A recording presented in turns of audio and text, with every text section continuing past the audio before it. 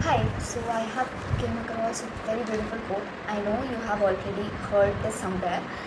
That says, even if you are running the rat race, you are still a rat. And yes, this is absolutely so true. Let me tell you how and why. देखो, we all are following the dreams of our society, of our parents. I'm not saying कि 100%, but yes, majority of the cases में यही है कि हमारे parents चाहते हैं, इसलिए हम वो चीज़ें कर रहे हैं, हम उस कंपटीशन में, our parents wants us to become CA, doctor, engineer and many more things, ठीक है। और society also wants, because all these competitions, ये सारा काम सोसाइटी का ही है जो क्रिएट किया गया है। This game has been created by the society. Competition का जो भी रूप है, society has created this and we are playing this game, ठीक है।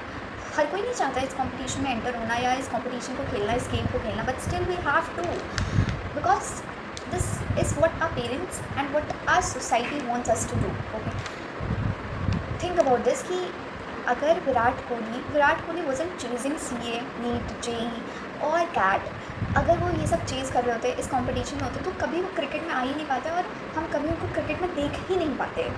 But he just thought of following his passion, what he actually liked to do, what he actually wanted to do. He just followed his heart and yes, now he is the best cricketer. और अगर वो अभी कभी अपना passion follow ही नहीं करते और वो बस सोसाइटी या पेरेंट्स की बात मान के रहते, तो कभी हम उन्हें क्रिकेट में नहीं देख पाते, ये हम सबको पता है। इसी तरह थिंक अबाउट दिस कि आपने भी कभी ना कभी आप सबके मन में ये थॉट तो कभी ना कभी आया ही होगा कि अच्छा मुझे भी ये काम करना है, but when I will clear this exam I will start doing this.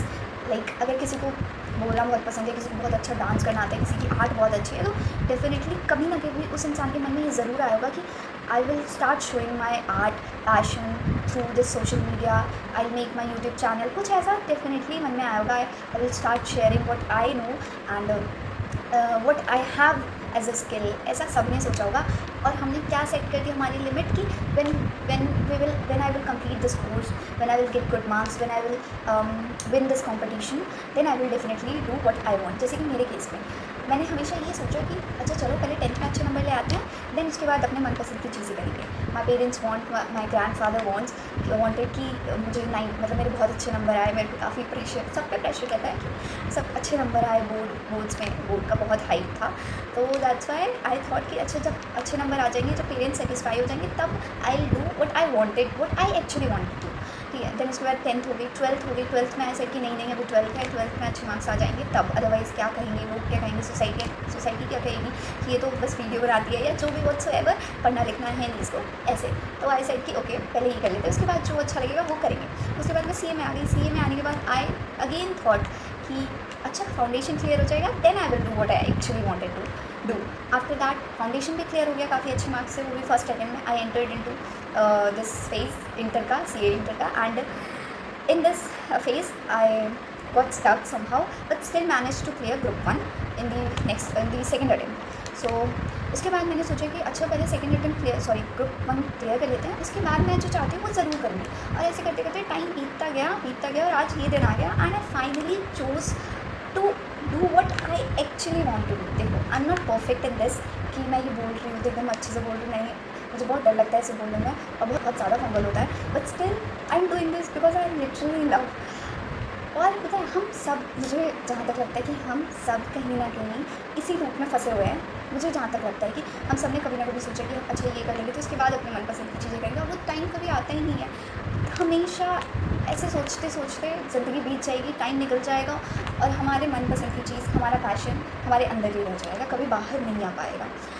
So think about this, what you actually want to do, not what your parents think, not what society celebrates, but what you actually celebrates matters the most.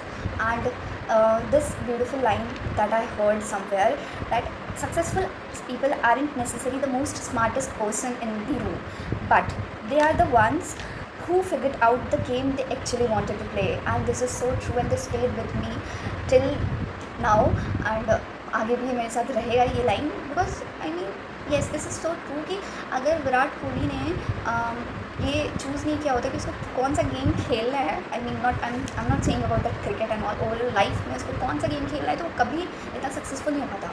ठीक है, अगर उनको कभी पता ही नहीं चलता या वो हमेशा अपने पेरेंट्स या सोसाइटी के प्रेशर में सोसाइटी की चीज़ें, पेरेंट्स की चीज़ों को फॉलो करते रहते, तो फिर आज वो कभी इतने बड़े सक्सेसफुल पर्सन नहीं बन पाते। So I hope you are getting what I am trying to say कि देखो टाइम तो बीतता जाएगा, लिमिट्स क्रॉस होती जाएंगी, ये बाउंड्रीज सेट होती रहेंगी और हम कहीं ना कहीं किसी ना किसी काम में फंसते रहेंगे।